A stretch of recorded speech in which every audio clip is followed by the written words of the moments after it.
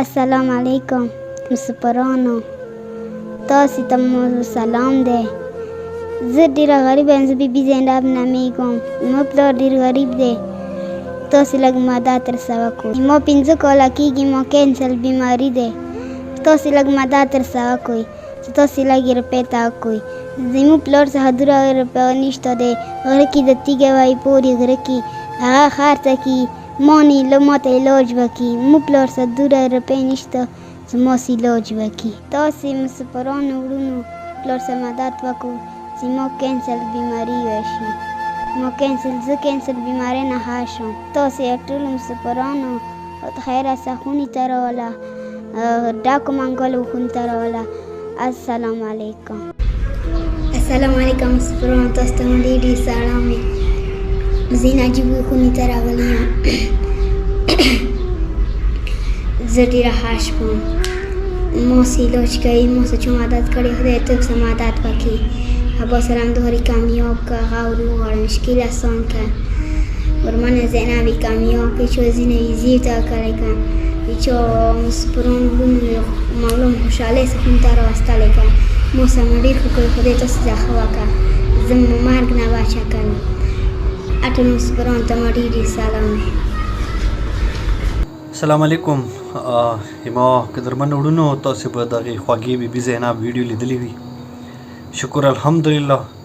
د تاسو قدرمن وړونو تاوان واجنه دا بیبي زینب نن بالکل ټیک ټاک شوی دی. د هغې غریبې کینسر بیماري وه.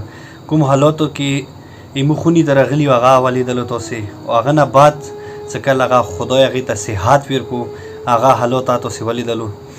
نو بس دغې ویډیو مقصد مو صرف اور صرف دا دی څه تاسې نه څومره تعاون کېږي پلیز د زموږ کومه کازمې چیریټي فاونډیشن دی دغه کې تاسې مزید مو سره مدد کوئ، هیلپ کوئ.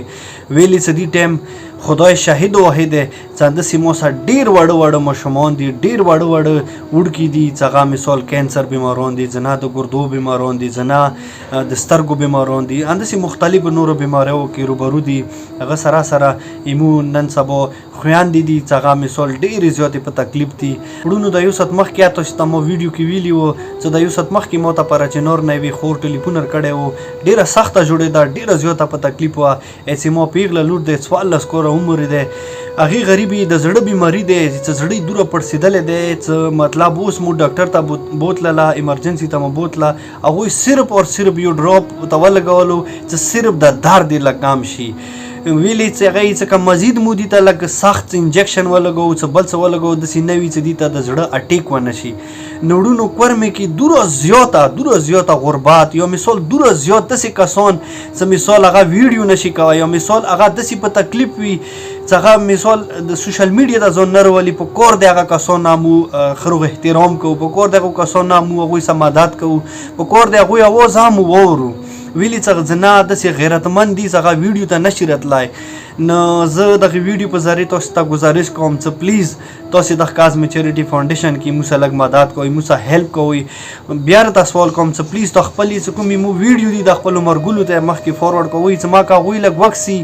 وړونو که د تاسې شیر کولی وجې نه یا د تاسې مثال هغوی د خپلو مرګلو سره دغه حالات مطلب خیالي وجې نه چا سره 15 روپۍ مدد کېږي، چا سره 15 روپۍ ښه کېږي، نو دا ډېره غوټه خبره ده. بار د زه ویډیو کې یم چې قرآن مجید کې خدای ویلی دي چې چا یو انسان باج کو داسې وایي هغه مال انسانیت باج کو.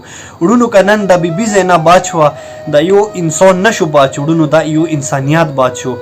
ارڅوی لکه مو څه خلته بیبي زینب سره داسې هیلپ وکړو، مدد وسه وکړو، هغې ته خدای شفا ورکړه. همداسې نوره چې کوم کسان دي هغوی سره مو ټایم بای ټایم خروغ مدد کوو، هیلپ کوو، هغوی ته علاج کوو چې ما که هغوی ته خدای صحت ورکړي، هغوی ته خدای نوي زندګي ورکړي، خدای هغوی صحتیاب کړي. د خونو کې څه د کوم مشکلات دي، د کوم تکلیفو کې دي، د تکلیفو کې هغوی سره مو ودرېږو، شانه بشانه ودرېږو. نو انشاءالله مو زه امید کوم چې ما سره به ټوله خواږه وړونه دغه کازمې چیریټي فاونډیشن کې او دغه چې د کوم پیج مو جوړ کړی دی، د کوم مو مثال سټیپ اوچت کړی، دغه سټیپ کې به تاسې مو سره خروغ مدد کوئ، هیلپ کوئ. نه ډیره مننه وړونو خاص طور باندې زه هغه وړونو ډیره زیاته مننه کوم چې هغه د ټایم بای ټایم د کازمی چیریټي فاونډیشن کې موږ دغه یتیمانو دغه غریبانو دغه مسکینانو مدد کوي هیلپ کوي خدای دې ولاسي مم تاسو ته اجر عظیم در کا خدای مو خفا ما کا خدای مو د سي بیماری او رنځوري او د سي تکلیفونو په خپل حفظ امان کې وساته وړونو ډیره مننه د مو سید نجیب طرف نه تاسو ټول غیرتمنو ته ډیر دوا سلامي السلام علیکم ورحمت الله وبرکاته